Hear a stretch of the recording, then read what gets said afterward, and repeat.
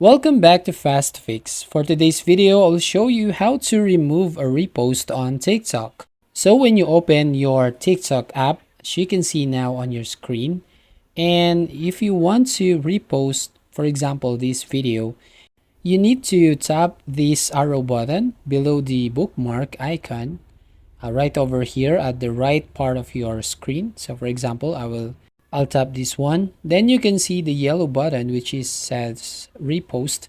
So you need to tap that, and as you can see, you reposted this video. So how can you remove those reposted videos? So go to the profile icon at the bottom right corner, and then you can see the tab at the top of the videos and go on the fourth option. You can see here all your reposted videos are repost that are visible to your friends. You go over right here, and to remove this, you need to tap again the arrow button below the bookmark icon. Then tap again the yellow button which is remove repost, and then you can see your repost has been removed.